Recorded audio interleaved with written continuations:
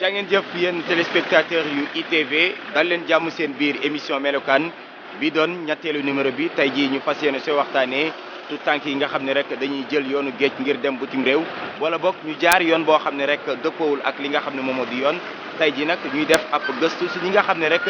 jéem nañ ko sottiwul ñu ñëw fii toog si biir Sénégal suñ su noppee dinañ dugg seen biir rubrique bi ñu tuddee nataal bi ak awali moom bitim réew la nekkoon moom it ñibbi si Sénégal jeexal kooku rubrique bi ñu tuddee c'est possible fas yéene see ànd ak ki nga xam ne rek moom mooy dantuun moom si njaayum légume lay yëngatu waaye nag lu ñuy njëkk a def dañuy dem seeti suñu gan muy Moïse Sarr di jëriñ bi nga xam ne rek moom mooy yor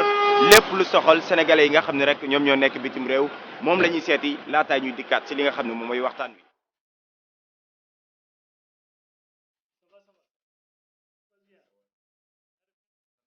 donc monsieur le ministre Moïse Sarr pour fàttali yow yaay jëriñ bi nga xam ne rek yow yaay yor lépp lu soxal doomu Sénégal yi nga xam ne ñoom ñoo nekk bitim réew ñu toftal la si jëriñ bi nga xam ne moom moo nekk wala boog moom moo yor lépp lu soxal wàllu bitim réew muy le ministre Amadou Ba donc tey dañuy dox waxtaan si ndaw ñi nga xam ni d'habitude dañuy jël yoonu géej gi pour dem bitim réew pour tekki ji wala boog ñu jël yoonu suuf gi mu doon ay yoon yoo xam ne jaarul yoon lépp ngir mun a tekki loolu la ñu fas yéene farañ fàcce mais li nu mel nag Pape Alioune Sarr daf ñu see defal ab liggéey dañuy dox ndànk seetaan ko daal di ñëwaat mën ko commenter.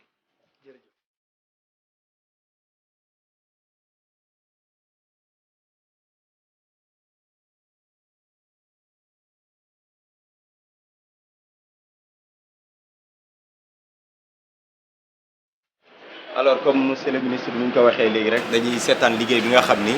Pape Alioune Sarr moom moo ñu ko defal ñu jëm ci li nga xam ne rek moom mooy tout tànk yi nga xam ne dañuy jël géej gi di dem bitim réew wala boog ñu jël yoonu suuf gi dañuy seetaan documentaire u Pape Alioune Sarr laataa ñuy dikkaat ci li nga xam moom mooy waxtaan bi.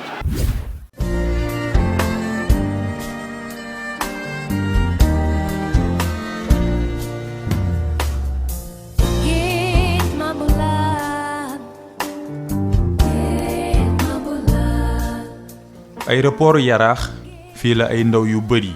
doon bawoo ngir yegg fii di Barça waaye ñu ci bari Barsax lañ mujjee yam géej gi mujj leen a jël yoonu géej gi ndaw bii di Ahmed Fall daat si jaar mu dëkk ci Yaraax àndook ak ay maramam waaye ñett yoon yum ci jaar yépp mujj la yegg Ahmed daat ci dund lu metti lu mu dul fàtte ba abadan. moo li ñu dund bëri na parce que ñun fii la ñu jógee moo def nañ 21 jours si ndox mi donc 21 jours yi donc façon conséquence bu nekk dund nañ ko ci waaw lu ne am na ci waaw 103 personnes 46 ñibbi si kon donc ñi dee bëri na te ñi dee tey seen mbokk yi ñu ngi fii ñu ngi may dégg instant boobu machines yi panne parce que ñun dañ def 5 jours 6 jours war nañ gis nañ affaire yëpp filiation yi bu ñu yàlla dimbali woon xëy na dañu warul woon àgg rek mais amoon nañ filiation wu àgg mais yàlla dafa dogal nag xam nga standby bi ñu standby foofu noonu di xool suñuy numéro téléphone di xam nga préparé pour xam nga xool nu ñuy yoxosoo instant boobu noonu si lañ taale machines yi bañ bon ñu jël réservé bi xam nga taal aussi mu bañ ñu jël di nettoyer raxas calculateur nettoyer xam nga rassembler taalaat affaire yi bañ donc ñun daal noonu lañ koy jàppee mujj ko def voile xam nga li ma la ngelaw li ñu ëpp rek ba keroog yàlla di ñu teral Nouadhibou ñu war a mucc.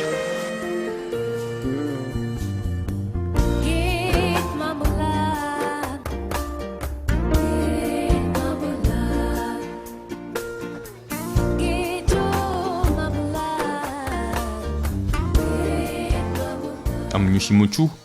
ñu bari tamit jot ci génn àdduna ci ay anam yu doy waar. am na benn moment ba nga xamante ni si digg bi fi passager yi toog am na ñi nga xamante ni comme passager ñi nga xamante ni dañoo paas ñëw quoi maanaam ñu dëkk ci région yi ñooñu duñu xam géej ci digg bi lañ leen teg des fois bu nekk période sedd gars yi dañuy yóbbaale ay jante mooy jante oto yi pour mën si def ay këriñ pour nga xam bu climat bi ëppee sedd buñ ko mënul résister rek après dañ leen di defal essence foofu ñu mën a jaaru léegi moment boobu nag daf nañ 4 jante xam nga capitaine bi dam aspirer essence ci kii bi mand bi pour def ci jante bi pour mën a taal gars yi mën a jaaru mais ndeke fàtte na tëj capsule bi xëy na ak secousse bi noonu ci la ndeke essence bi tuuroo ci kaw gars yi moom comprendre quoi bi mu taaloo noonu pour këriñ gi jàpp gars yi mën a boy gars yi mën a jaaru ndeke bi mu taalee rek si la ñëpp tàkk li ma gën a impressionné si voyage bi loolu ci la bokk tey ñoo ñëpp waaw bi ñu xëyee dañoo infecté te ay métit rek la ñuy kii ba maanaam des si ndox mi daal ñoom ñëpp dañu mujj dee wóor na xam nga ñi ma àndaloon quoi. te sax bu muy dem njabootam yëg nañu ko magam bi di Mor Fall moo ko gunge woon ba muy jël gaal gi ngir dem ci Europe waaye bu rakkam réeree ci géej gi njàkkare daal di feeñ ci njaboot gi ba bis bi ñuy am firnde ni kii di Ahmed Fall mi ngi dund ba léegi. comme ñoom seen gaal bi dañu def 21 jours seen machine panne seen ñaari machine de panne ñu def lu ne def gaal gi voile bon si lañ toog ba benn moment ay 22 heures jàpp 23 heures si la woote téléphone en personne man ma jël ko mu ne ma egsi nañ mais ñu ngi côté Nouadhibou mais bul wax waa kër gi dara ma ne ko baax na après lendemain si lañ ñëw ay 2 heures du matin fekk ma boobu maa ngi sama place moo ko benn xaritam bu ñuy wax Omar Faye si ma fekk foofu ma accueillir leen defal leen ñu lekk yaa ngi ko après mu doon loo xam si mbégte bu baax si man aussi famille bi aussi ñu mbég si aussi waaw loolu daal mu nekk surprise boo xam si kontaanoon nañ si quoi. si revenir gis moom nan la meloon. bon boo melakaanam moom boo ko gisee da nga naan kii est-ce que moom la wala du moom parce que moo ko gisee automatiquement toog naa benn 5 minutes yoo xam di jàng ndax moom la wala du moom parce que melokaan bu mu ñëwee doy na war daal ba doo xam ni kii Ahmed la wala moom la. am ñu jël gaal gi ñeneen ñi daal di jaar ci suuf si seen bëbët du leneen lu dul tekki waaye ñaari yoon yépp metti Moussa Niass def na ñaari at ci àll bi mu daal di jaar ci Mali Algérie balaa muy dugg ci Libye ñaari at yu bari ay gàllankoor. am un jour boo xam ne dañuy dem dañuy war a yóbbu bi Alger ci capitale bi ñu dem ba ci désert bi ñu wàcce ñu foofu ñu wàccee ñu ne ñu daanaka lu toll ay 2 kilomètres 3 kilomètres moo ci des ndekete ñun xaajaguñu sax bay egg ñun nag dox nañ 5 jours 5 jours dox nañ ko bi ma eggee wallaahi asir sama tànk yi yëpp a yàqu tal training yi ma soloon talon bi dafa tegge moom mujj di doxe noonu sama tànk yi yëpp dafa xolle ko jour boobu moom du ma ko fàtte ba ilaa yowmal xiyaamati. jafe-jafe yi taxul Moussa daal di duggaat ci gaal gi waaye moom tamit mësula yegg ci dëkku nasaraan yi bu mu ñibbisee ba léegi muy door dàkki dundam metti xëy daal di nekk doom bu góor ci moom waaye Moussa xalaatul mukk jëlaat yoonu gaal gi. muy dund moom metti na trop ba tey jii li may dund nii la ma doon dund bu njëkk moo gën a pire mais nag wax du yàlla li ma dund ñaanatuma ko yàlla dund ñaanuma yàlla benn jullit dund mais nag boo daan du ma dem itam day fekk am ci loo nekk mais fekkee amoo ci loo nekk bëgg a faj mënoo faj day metti trop li tax tey xale yi di dem réew mu metti ñàkk liggéey moo tax réew mi di xale yu ndaw yi jël gaal yi ne dañuy dem wala jël yoon suñu dañuy dem ba tey ji am na ñoo xamante ne ñu ngi dem.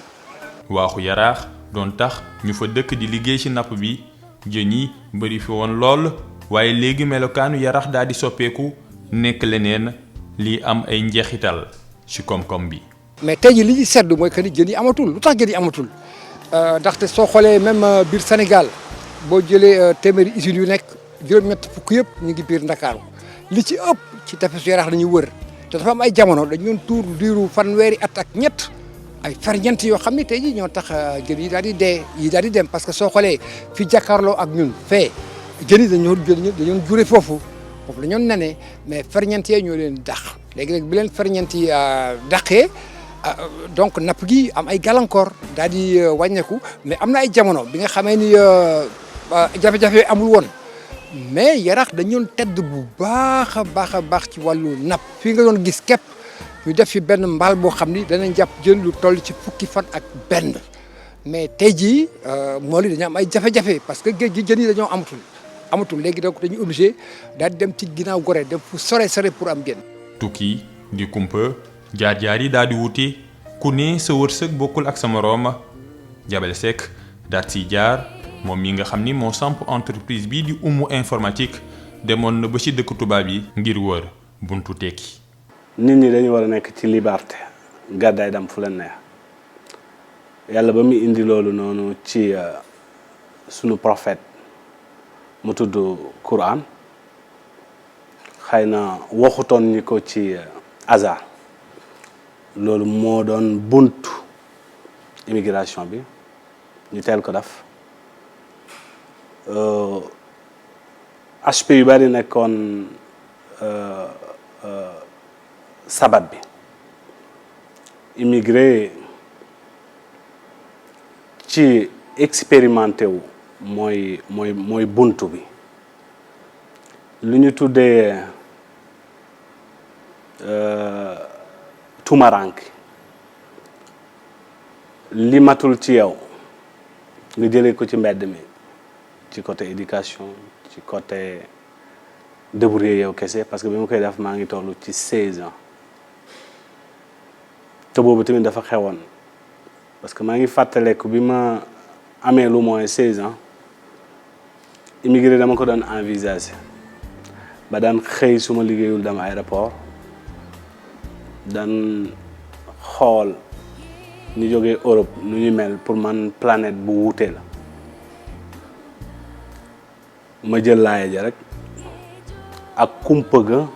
ma ne dinaa dem découvrir lan mooy immigré. mu dem ci atum 1994 ñu rapatrier ko mu mujjee demaat ci atum 1998 daal di dal ci dëkk bii di Italie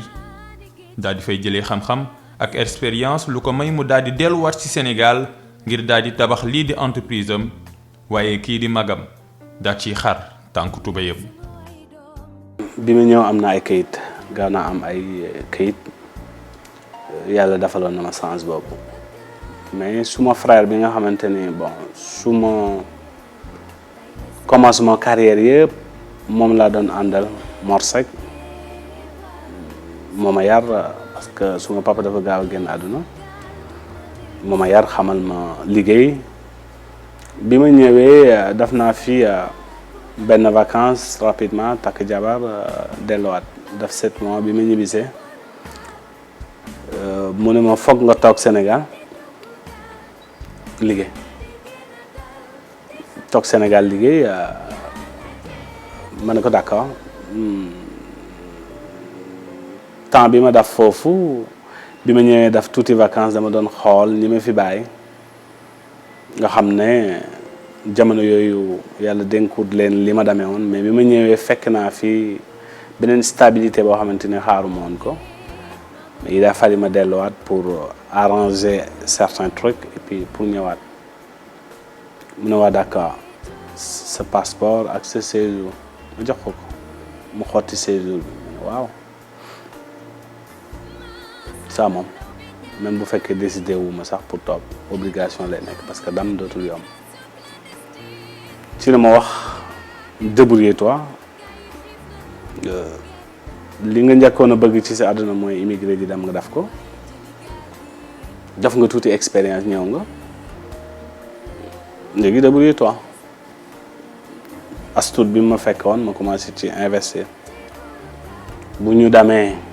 à peine 9 à 10 mois mu yëkkati benn somme ne ma boo réussir may naa la ko ba perte yow rek yaa perte mais dootuma la intégré ci dara loo xam ne dina la permettre nga mun dem fenn. entreprise bu mu samp di royukaay ci wàllum équipement ak distribution te moom sax ba muy door $1 million rek la amee woon mu samp ko ci atum 1999 tey entreprise bi daal di am 20 fukki at lii di wane ni ndaw ñi mën nañoo des ci Sénégal daal di fiy tekki. aduna lu nit di wuti mu ànd ak risque yu bari jege na xaru njëriñ la bariwul lool te bu njëkk xëy na nuñ ko mënoon a tuddee ay rajo lay doon wala ay télé ñu ñuy woon ay rêve mais sunu prophète yonent Yàlla Muhammad bu mu ràññaane bu mu ñëwee ne dem naa fii Babacar mi nga xamante ni daf ko gëmoon daf ne yonent bi lu mu wax am na mais ñeneen ñi nga xamante ni ñoom dañu bëggoon a démentir loolu noonu dañ ne ko voilà woon ni mbedd Baytulaay muxadas bi nga demoon woon ni mbedd mënu mu dessiné woo voilà pour ñu mun a affirmer que ne li nga wax am na yàlla jox ko ay possibilités yu mu projeté loolu donc nit ñi di ressourcer wu ci science ba indiwaat loolu noonu tey jox ñu possibilité internet jox ñu possibilité ñu mën a tracer lu ñu bëgg ci àdduna projeté ko xool mais loolu doyut nit ñi ba léegi la leen di pousser nag ci immigré affaire dafay commencer inversé wu te rendaguñ ci compte bu ñu naan immigré rek envisager que ne ci dëkk européen wala Amérique wala Asie la ñu war a réussir mais nañu garder waat calme tuuti et puis ak c'est-à-dire nañu garder espoir tuuti pour des fi parce que immigration boobu noonu dafay ñëw renversé wu ñi doon dam ñi yaakaaroon ne ci tubaab bi lay sottee ñooñu ñoo commencé immigré wu fii suñu jëlul disposition yëpp toog fii damay ragal ne soreetul dara dootuñu mun dem te fi ñu nekkoon rôle immigré bi ñu envisagé ay at pour dem ci seen dëkk yi ñun position boobu la ñu ñëw nekk. tukki ngir dem ci ab réew nekk lu ñu mooñee lii di àdduna waaye jëfin bi ci Sénégal demoon bay mel ni ndaw ñi dañ doon xaru ñii di jël ay gaal ngir dem Europe far fa bàyyi seen bakkan jamono di dox nit ñi di gën a yeewu ni buntu tekki génnul ci suñu réew.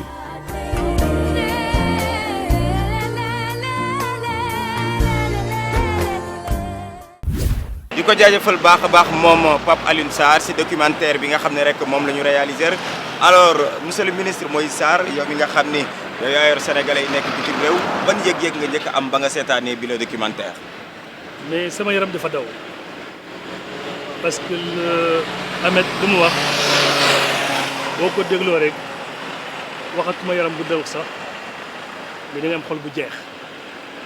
moo tax man koy masaw bu baax a baax parce que nag boo xoolee gaal boo xam ne ñeent fukki nit ak juróom-benn mu ne ñaari fukki nit ak benn des ci géej gi loolu ñun Sénégal bëggatuñ ko am suñu biir réew maa ngi koy masawu di jaale di départ di dem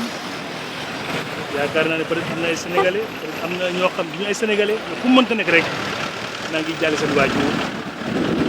maa ngi jaale également seen famille li mu wax nag dafa nekk sujet boo xam ne ñun fii Sénégal en tout cas suñu mbébét suñu responsabilité mooy ñun ñëpp ñu jóg ba xeex de immigration clandestine boobu yoo xam ne ay jéye rek lay indi ci réew mi mu dagg ci biir Sénégal loolu daal yaakaar naa ne am na jéego yu am solo boo xam ne président de la République Macky Sall bu mu ñëwee ba léegi mu ngi ko ci dox mu ngi ko ci def également mais dafa def xeex boo xam ne du xeexu benn fan du xeexu ñaari fan mais boo fàttalikoo. mais mun nañu wax ni daanaka coppite am na si suñ doon xool phénomène bi nu mu meloon il y a quelques années ak tey am na différence. sant yàlla bu baax a baax loolu moo tax ma ne am na ci ay jéego yu am solo boo xam def nga ko ci parce que am na temps yoo xam ne dañu wax bëri woon na métti woon na foo romboon ma ne kii dem na wala ñoo ngi dem mu am aussi ay déchirement yu am solo yu ñu def ci famille yi mais sant yàlla bu baax a baax boo xam ne ba mu ñëwee 2012 ba léegi def ci ay jéego yu am solo gis nañ ne mënu ma wax ne jeex na mais nag vraiment liggéey na ci liggéey boo xam ne liggéey bu mucc ayib la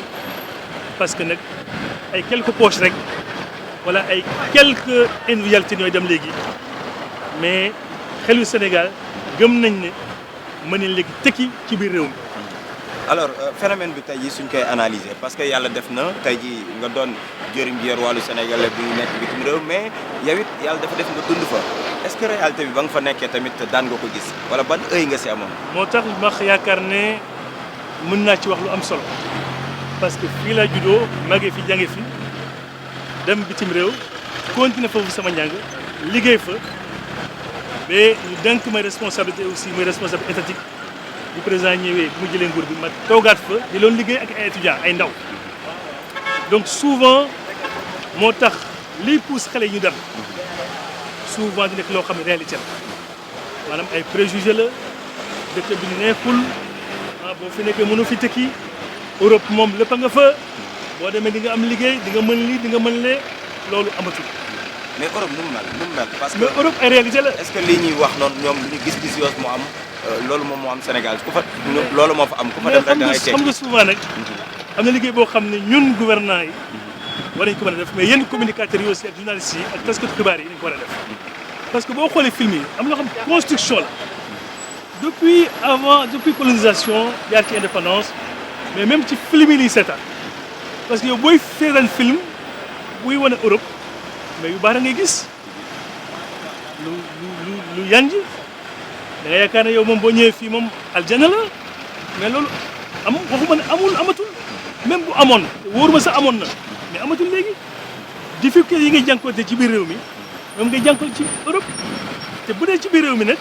mais am nga ay waajur am nga ay xarit mën nga tey añ bi xaw a dëgër mais ma dem ci monsieur Ndiaye mais damay toog añ wala ma dem seeti sama nijaay sama tonton sama xarit mais bu dee fee demewul noonu liggéey amatul loolu aussi il faut ñu xam ko même ci ñoom taux de chômage c'est vrai que am na ay reprise boo xam ne muy reprise économique boo xam ne am na mais boo xoolee depuis 2008 amoon na jafe-jafe yu am solo mooy la crise des subprimes fekk loolu def na ba côté chômage bu gën a am solo liggéey amatul mais am benn nationalisme boo xam ne dafa développé wu ba nga xam ne problème racisme problème insécurité problème joxoñ koo xam ne bokku ci ñoom wala niiru amuñ même temps bi mais même xeet bi mais loolu yëpp nag ay jafe-jafe donc moo tax man mi fa dund sant la nag parce que vraiment li may wax ni aussi peut-être am naa chance boo xam ne mosuma dund problème racisme mais gis naa ñu ko dund gis naa ñoo xam ne aussi même ay étudiants day ñëw ci man ñu ne ma monsieur Sarr bu ma xamoon ne du ma ñëw te ñëpp étudiants yoo xam ne ñoom jëluñ gaal dañoo dagg seen billet dugg ci ñëw mais bu ñu ñëw ñu gis jafe-jafe yoo boo xam ne peut-être bi ñuy ñëw xalaatuñ ko woon. mais rawatina nag suñuy xoolaat ñoo xam ne dañuy jël ay gaal vraiment def ay mois ay weer ci situation yu doy waar ñi des ci biir gaal yi ñi tee ci yoon yi nga ñëw amoo papier amoo dara amoo yaay amoo nijaay amoo rakk amoo mag loolu lu métti la. tey jii yaa ngi koy wax naam anam gi nu mu meloon si vers avant l'arrivée du président Macky Sall melatu ko ren parce que gis nañ ni mbir mi ngi gën a wàññeeku mais wàññeeku suñu féewul ne également ba tey jëluñu géej gi. mais moo tax man mii boo xam ne fu ma jël ma nekk ndaw boo xam ne maa ngi woon bitim réew mu ñëw taf ma ci ministre Amadou Ba ñu war a saytu Sénégal nekk bitim réew dañu war a def lépp te loolu noonu dagg ci biir réew mi. du nekk suñu liggéey ñun kese nag mais day nekk liggéeyu gouvernement. parce que soo xool njiitu réew mi Macky Sall également ba mu ñëwee amoon na ay promesses yoo xam daf ko defoon lu jëm si wàllu emploi bu mujj sax mooy si campagne présidentielle bu ñu génn jàpp na ni war naa mën a taxawal lu ëpp ay junni wala boog téeméeri junni emploi dem ba si million pour ndaw ñi mun ko am mais suñu gisee ni malgré promesses yooyu ba tey jii ndaw ñi ñu ngi dem ça veut dire que ne également dafa fekk ni liggéey amul si même réew ba tey jii wala boog. au contraire. da ngay xool situation démographique du Sénégal kese sax mooy pays africains yi wala plus largement les pays qui sont en voie de développement boo xoolee ñun suñu base bi moo yaatu maanaam bu dee pays développé yi ñoom màgget yi ñoom ñoo benn espérance de vie boo xam ne dafa gudd am na ñoo xam ne benn doom la ñu am ñii sax duñu am doom mais boo xoolee pays africains yi mais ñaata jeunes ñoo fi am pourcentage de jeunes ay 65%. donc ñooñu effectivement ak suñu économie fu mu toll léegi mën a goo am plein emploi loolu aussi fa ñu am mais boo xoolee engagement yi mu jëloon ci côté création d'emploi mën nañu wax ne boo ko xayma mën naa wax sax dépassé na ko te engagement yi mu jël nii aussi ak dispositif yu am solo yoo xam da koy def yoo xam ne nekkatul yow nga dem uti emploi mais am na auto emploi yaakaar naa je pense que fu mu teg baaram foofu la te ñun ñëpp muy man muy sama naataango yi muy gouvernement muy partenaires yi buñ ci liggéeyee moom ni mu ko bëggee yaakaar naa incha allahu rabbi am na jéego yoo xam ne defoon nañ ko mais jéego yooyu nañ ci gën a ay jéego yu gën a am doole pour au moins ñu mën a tendre vers une situation je dirais pas de plein emploi parce que pays développé yi sax wax naa la ko léegi am na chômage boo xam ne am na solo mais au moins ku bëgg a liggéey koo xam ne li ngay daj pour dem boo ko dee ci biir réew mi nga mën a tekki ci biir réew mi. d'accord alors naka ngeen di def pour tey jii émigration comme ni mu wàññeekee nii mu doon loo xam ni souvenir lay doon dañ koy fàtte. mais jafe-jafe kii yooyu pour ñu faj ko mooy dañoo mën a def ay dispositifs yoo xam ne ñi bëgg a entreprendre ñu mun te seen problème nekk nan lay def ba am financement nan lay def ba am garantie ñu mën a def lépp pour tegal leen coono boobu. am na jéego bu am solo boo xam président def na ko muy DER 30 milliards mu ne priorité jeunes et femmes yaakaar naa ne DER nag am na financement yu am solo yoo xam def na ko mais am na aussi jafe-jafe yoo xam ne mu ngi koy jànkuwanteel fan yi mooy remboursement yi mais lancer aussi un appel ci xale yooyu ñu mën a rembourser parce que bu ñu rembourser rek. suñu seen yeneen morom tout à fait dañuy ñëw am ci donc éducation citoyenne boobu aussi pédagogie boobu également dañ ko war a tasaare ci biir réew. d'accord alors monsieur le ministre ñu ngi si pàcc bu mujj si biir émission bi ñu daal di suy dugg muy nataal bi dañuy dox wax si li nga xam ne moom mooy fuite des cerveaux bëri na ay ndawu Sénégal yoo xam ne ñi ngi bitim réew am xam-xam mais joxuñ ko Sénégal dañ koy jox bitim réew waaye si beneen wàll wa am na ñoo xam ni dañoo am xam-xam jël dogal ñibbis Sénégal si nga bokk keneen ak keneen si nga bokk mais dañuy seetaan nataal bi nga xam ni Khadja Tigi Danké Ba moo ñu ko defal laata rek ñuy dikkaat si li nga xam moom mooy waxtaan.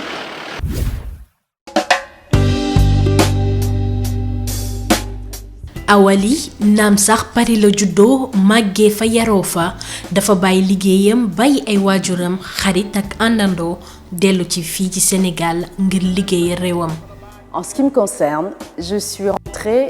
pour une simple et bonne raison. man moom li gën a tax ma ñibbisi mooy bi ma amee sama doom bu mujj bi dama ne mu yaroo sama dëkk moo ma gënal mu yaroo France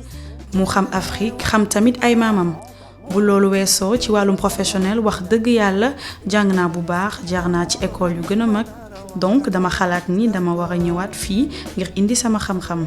ndax gëm naa ni Sénégal moo ma gën a soxla ko bitim réew. falaa bàyyi samay waajur samay mag ak rak waaye tamit salaire bu rëy mais grawul Sénégal jaral na ma ko man maa def choix boobu. Même mes parents, même mon frère, mes sœurs, je les ai tous laissés pour venir ici au Sénégal. bam dellusee ba tey nag am na ñetti at muy yëngu ci wàllum production télé di xam ne ni yombul benn yoon ci moom ndax nu muy liggéeyee fële ak fii xaajul buy nduroo. C'est beaucoup plus difficile ici, il faut pas se leurrer, il faut pas se mentir. C'est très très difficile. fii moom dafa metti bu ñu nax suñu bopp xam naa ni li gënoon yomb ci man moo doon toog fële confortablement foo xam ne lépp laa fa maîtriser que ce soit Paris wala États-Unis mais lii moo ma gënal naam sax ñëw vacances ak dëkk ci bokkul ndax dafa metti surtout ci wàllum liggéey bokkul dara rythme bale dafa wuteeg fii ak seen doxalin fii tamit dañuy liggéey mais ci beneen façon donc dafa laaj ma maîtriser secteur bi fii tamit ngir mën a avancer ci li may def. Vous arrivez ici, les choses se font, mais se font autrement. Et c'est cette différence-là qu'il faut maîtriser pour vraiment s'insérer dans le tissu économique. Awali nag bu mu fi ñëwee lu mu njëkk a def moo di ubbi ab club buy dajale lu ëpp téeméer ak juróom benn fukki nit yoo xamante ne ñoom it dañ fi ñëw nee nañ ngir defaraat Afrique. Donc c'est un club qui réunit des gens comme moi qui ont fait le choix de venir ou de revenir au Sénégal. club la boo xam ne ay nit yu mel ni man ñoo fi nekk ñoo xamante ne dañoo def choix ñëw wala ñibbisi fii ci Sénégal ndax ay nationalité yu bari la lu ñu dajale nag mooy boole suñu ay expérience ngir jëmale suñu réew kanam. club bi tamit dañ ciy def business di échanger ak yeneen chaque mois dañuy gisee def after work xool yan jumtuwaay lañu war a teg ngir tabax suñu Afrique suba ndax loolu rek moo ñu tax a jóg avancer loo Afrique. En fait, ce sont tous les amoureux du Sénégal qui ont quitté leur environnement respectif pour venir ici s'installer au Sénégal et faire quelque chose vraiment et construire l'Afrique de nos rêves en fait. C'est ça, on veut construire l'Afrique de nos rêves. jomam ak jàmbarteem tax na ba ñu bari di roy ci tànkam naka noonu am nañu jot a jóge fee ca Europe ngir ñibbi ci ñoom it fii nii ci Sénégal. Moi, je reçois énormément de mails tous les jours de personnes à l'étranger, notamment des personnes d'origine ou sénégalaises. bés bu nekk damay jot ay mail nit yoo xamante ne dañ may laaj fii nu mu demee climat bi nu mu mel te gëm naa ni loolu baax na ñoom xam nañ ni suñu ñëwee dinañ intégrer club bi te duñu ñàkk ñu waxal. te sax bi ma ñëwee ba tey am naa samay ñeenti xarit yu jóge foofu ñëw fii jàppewu ma nag sama bopp comme exemple ndax forcé wu ma kenn te tamit duma influencer kenn mais bi ñu gisee sama parcours dañoo gën a motiver ngir ñibbi si ñoom tamit liggéeyal réew mi. J'ai quatre amis très très proches qui en regardant mon parcours et comment je me débrouillais ici se sont dit que c'est peut-être faisable. Donc faisons-le. ay atam toll ci ñeent fukki at ak ñaar Awa doon na waajuru ñaari tuut tànk dafa gëm ni ndawu Afrique rekk ñoo mën a sukkali Afrique ci boppam ba tax na lu mu metti metti rëccuwul benn yoon lu mu dellu ci cosaanam.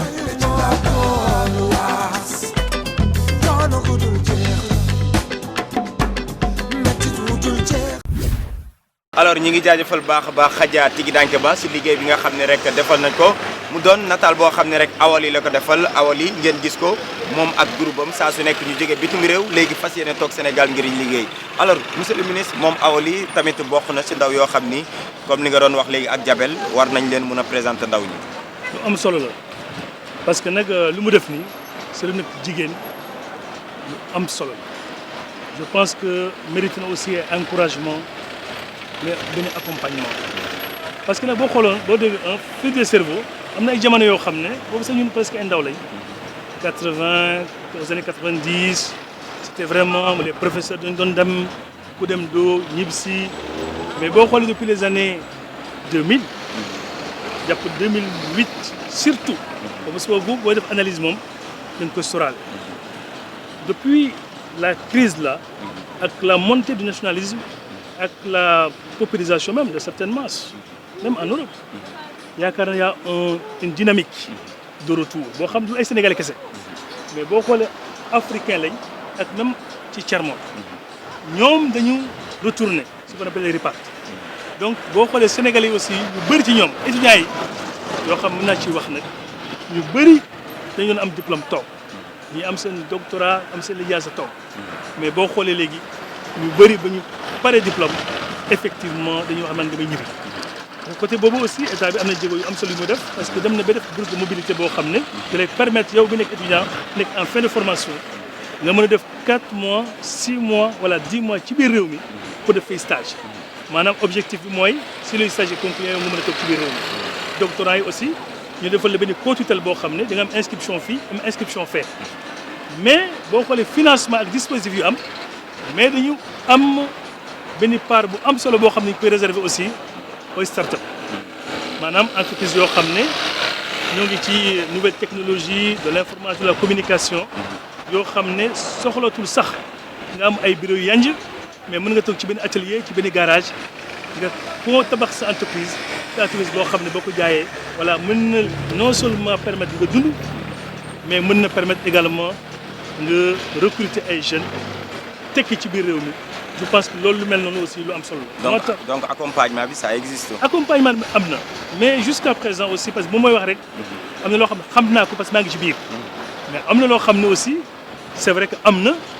mais nous tous on gagnerait à ce que mu gën a am visibilité te loolu mooy maa ngi ñaan toutes les autorités ñoo xam ne ñoo ngi ay tête ci structure yoo xam ne accompagnement la ñu mën a communiquer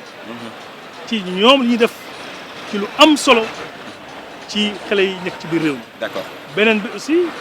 souvent booy wut liggéey nag waroo toog rek croiser les bras même boo amul information bi da nga war a dem wuti information bi bu amee jafe-jafe nga mën a dispositif bi am na maanaam mais lii mooy jafe-jafe bi ñu mën ko évaluer xool li marché li doxul ñu mën ko améliorer li dox également ñu mën ko consolider. d'accord mais effort yooyu yéen aussi taskatu xibaar yi je pense que maa ngi leen gën a ñaax li nga def nii tey rafet na maa ngi ko def bu baax di la gërëm di la sant mais émission yu mel nii je pense que mën na tax ñu mën a communiquer ci ay dispositifs yoo xam ne am na. parce que boo xoolee même Ameth boo xam ne ñibbi si woon ne que ba léegi moom dafa am ay problèmes yoo xam ne parce que lu mu dund dafa métti mais am na centre boo xam ne am na léegi ci biir réew mi mu ngi Tambacounda réewu Sénégal moo ko installé ak ay partenaires comme OIM centre boobu benn migrant boo xam ne bu ñibbisee am traumatisme yu mel noonu dañ ngay yóbbu foofu maanaam di nga am ay psychologue di nga am ñoo xam ne aussi ay médecins la ñoo xam ne lay sa yaram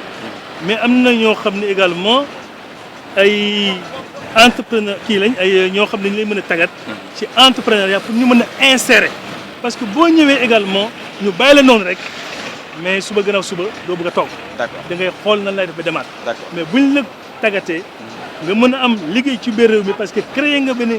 entreprise wala am nga projet boo xam ne dugg nga ci boo xam gis nga ci sa bopp dootoo wax dem ba da ngay toog te boo toogee réew mi rek moo ci gën a profité bu baax. d'accord réew mi si profité laaj bu mujj bi monsieur le ministre mooy bañ la falee ba tey it sénégalais yi ñu ngi lay déglu pour bëgg a xam lan nga leen indil dafa mel ni yaa ngi si yoon bi wala fan nga si toll. je pense que léegi moom am na réflexion boo xam ne am nañ ko réflexion bu am solo parce que boo ñëwee occupé poste boo xam ne amoon na ñaari yoon ñu dindi ko boo egsee da ngay dal xalaat déglu président li mooy vision nga xalaat yow ak sa collaborateur yow ak waa ministère ne ko man dama bëgg am plan d'orientation stratégique assorti d'action opérationnelle mu nekk ci démarche boo xam ne nag dama nekk une démarche inclusive qui est basée sur l'écoute mooy déglu mooy échange jokkalante ak co-construction projet boobu pare na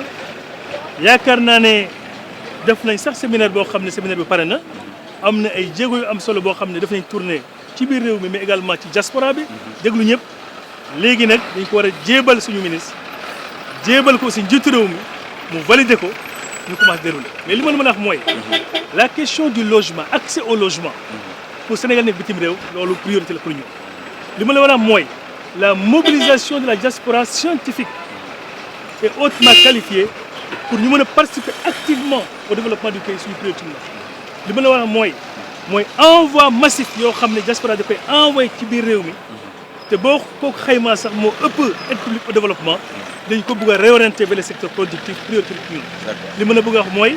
service consulaire yoo xam ne dañ koy offrir aux compatriotes qui sont dans des pays d'accueil loolu aussi yaakaar nañ ne ak dématérialisation ak digitalisation mën nañ def ba service yooyu ñu gën a jege suñu compatriotes yi te dootuñ dox ay kilomètres wala jël ay train wala jël ay avion pour yeneen services yi parce que bu ñu ko defee yaakaar naa ne au moins dañuy mën a am ay services de qualité ay services de proximité te am na plateforme boo xam ne nag duma ci waxagum mais yaakaar naa avancé nañ bu baax a baax te bu ñu ko defee yaakaar Sénégal yu bëri nañu wax ne ah lii kay ñoo ko doon xaar ba léegi amul te léegi am na mais assister aussi ñoo xam ne am na ay jafe-jafe yaakaar naa état aussi war na mën a protéger ay doomam tànk boobu lañ taxaw oui partenariat oui diplomatie mais ñu mën a taxawu suñu doom ñu nekk ci biir réew mi mais également ñu nekk ci bitim réew boo xam ne boo ko laalee rek ñu xam ne laal nga xolu Sénégal boo ko laalee nga xam ne laal nga gouvernement boo ko laalee aussi nga xam ne laal nga état du Sénégal loolu aussi suñu politique boo xam ne ñu ko bëgg a porter. d'accord on aura l'opportunité certainement di revenir jëm ko yaatal mais ñu ngi lay jaajëfal baax a baax monsieur le ministre. si dalal bi ñu dalal mais également waxtaan bi am na solo. maa ngi lay gërëm di la sant. te yaakaar naa vraiment fan yii di ñëw incha allahu rabi dinañ gën a am jeetaay yu gën a yaatu mais kontaan naa bu baax a baax ci opportunité bi may jox tey ak ci sujet boo xam ne bëgg naa nag balaa mandat président di jeex ñu ne immigration régulière maanaam amatul Sénégal ku bëgg a dem parce que da nga am passeport da nga am visa dem ñëw te loolu aussi nga liggéey suñu partenariat ak suñu partenaires yi parce que yaakaar ne immigration nag migration et développement mooy suñu option moom la ñu gëm te mobilité war na mën a dem war na mën a nekk sud mais war a nekk aussi nord sud loolu la ñu gëm te loolu lañ ci liggéey incha allah rabbi. d'accord am na ay doomu Sénégal yoo xam ni mosuñoo jël gaal mosuñoo jël avion dañoo fas yéene toog Sénégal daal di fi liggéey kenn su ñoom Dan Thioune lay wuyoo moom mi ngi dëkk fi nga xam ne rek moom mooy Scat Urbam Mboro la bàyyeekoo moom mi ngi fii di liggéey si wàllu légume di ko jaay moom la ñuy seeti sur rubrique bi mujj si ween biir émission melokaan muy c'est possible dañuy dem Scat Urbam ngir.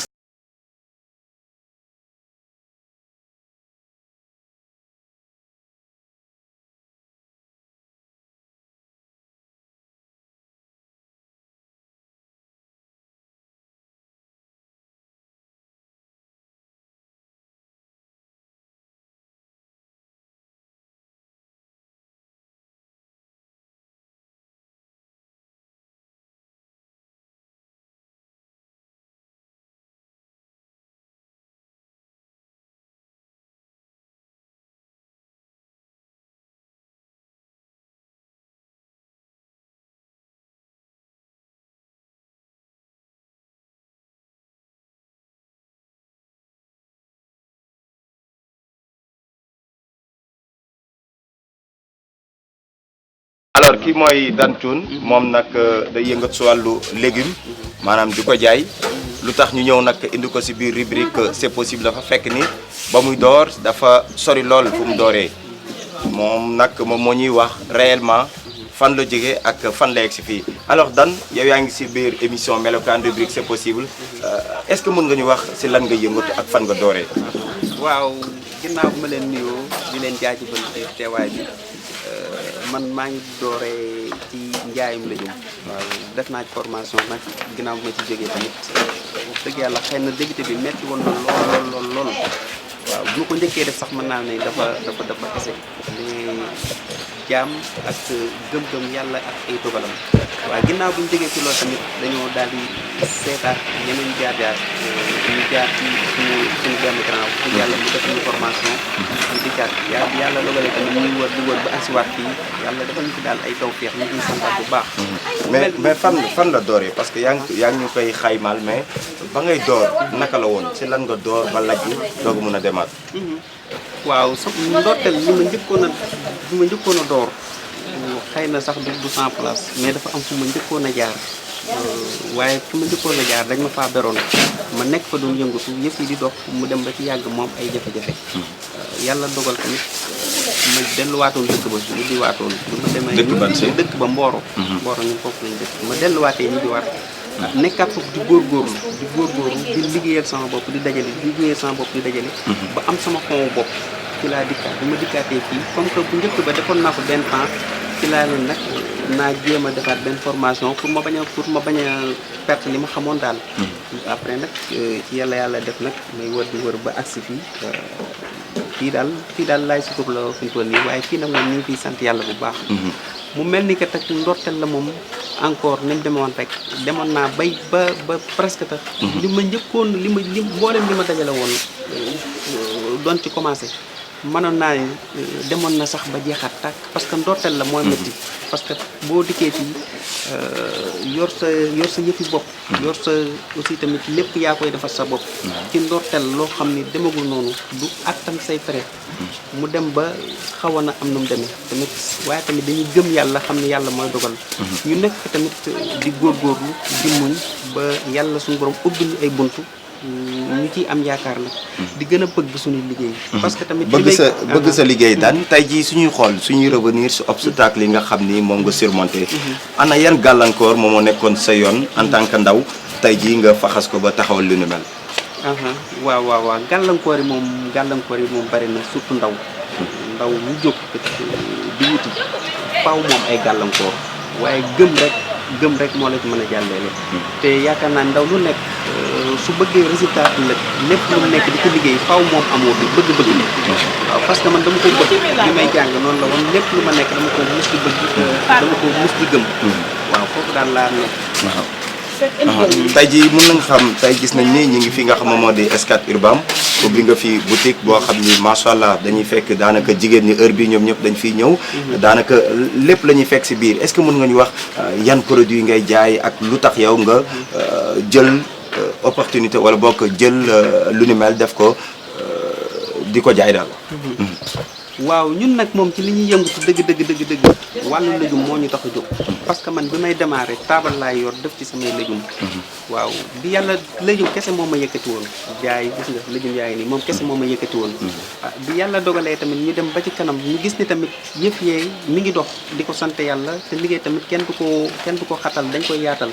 soo demee ba gis ni lu nekk mën na cee xaj rek ñu def ko ci biir ginnaaw bi ci la ñu andi yeneen ay divers yeneen marchandises yi mais ci ñun ci lëjum lañ démarré waaw benn boutique bi kese la wala waaw wax dëgg yàlla tamit santaat nañ foofu yàlla bu baax a baax ndax li tax ñu ngi gën a santaat yàlla bu baax a baax xëy na man ba may door man kese la woon wax dëgg yàlla mu metti lool nag ñu koy muñ jafe-jafe bu nekk xëy na dund nañ fii ci ndorteel la mu metti loolu wax dëgg yàlla man kese ma fiy nekk mën naa leen sax xëy na du luñ war a yëkkat sax waaye sama premier jour yàlla rek moo ma seede mën naa leen aw ma sax ma ndekkee parce que toog naa ba midi aw ma sax pièce bu ma jaay mais loolu lépp tamit moment boobu lan nga xalaat moment bi nga toogee ibbi sa mbir toog ba heure ndekki sax amoo loo ndekkee subitement lan nga xalaat waaw am ma lenn lu ma xalaat lu dul maanaam góorgóorlu rek xam ni itamit ndorte moo metti ndorte moo demee noonu te man li ma nekk dama ko mus a gëm dama ko mus a bëgg te damaa xam ne dina mus a baax parce que lépp loo bëggul rek doo ci jariñu waaw gëm naa ne loolu la te comme ni ma la ko waxee léegi tamit wax dëgg yàlla li ma fiy nekk muy metti lool ma yàlla dogal ñuy dem ba wax dëgg yàlla yëf yi di avancé ñuy dem di dem ba wax dëgg yàlla nag mu am yaakaar lool ma gis ni tamit liggéey kenn du ko xatal am nañu ci mën a xob ma wut ay nit ñoo xam ne dañuy dikk di ma jàppale waaw buñ dikkee tamit di ma jàppale wax dëgg yàlla ñu nekk di nekk ba yàlla dogal yëf yi gën a yëngatu ci laa am koo xam ni ubbil naa ko place mu nekk fa di góorgóorlu bu ma ko ubbilee tamit yàlla def ma andiwaat keneen nekk ci ak moom ba fii ma lay wax nii mën naa leen ni ñu ngi ci ñeenti place yoo xam ni ñoom ñëpp fii lañ jaare ñeenti place ñoo xam ni yow yaay borom ba pare jël ay ndaw ñu fay liggéey waaw ay ndaw waaw mën naa leen daal place bu nekk daal lu mu gàtt xëy na ñeenti nit ba ñett nit dinañ ci xëy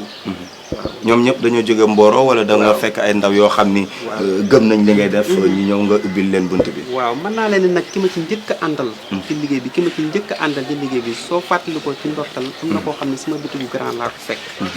wax dëgg yàlla ma gis ko itamit mu bëgg li muy def gëm li muy def ma xam ne man ak moom tamit ñoo bokk bëgg-bëgg parce que comme ni ma la ko waxee rek koo bokkal bëgg-bëgg rek yéenay mën a ànd daal wax dëgg yàlla ci lañ demee nag quelque temps tamit mu wut place su boppam waaw ginnaaw buñ ci jógee tamit ñeneen ak ñeneen ànd nañ ci kooku wax dëgg yàlla fii laa xamante ak moom mu nekk nit ku baax nag wax dëgg yàlla d'accord alors gis nañ ni bëriwul lu ñuy gis ay góor yoo xam ni da ngay yëngat si wàllu njaayam légume parce que sooy xool yow sa clientèle ñu si ëpp ay jigéen lañ mais est-ce que c'est facile en tant que góor ngay yëngat si wàllu bi waaw dëgg la nag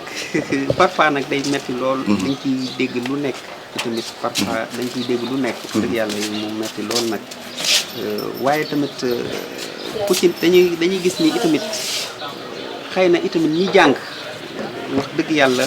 mën naa ne daal ñeewuñu leen parce que ku ci nekk rek la nga gëm rek ca nga mën a jariñoo wax naa ko ci biir wax ku ci nekk la nga gëm rek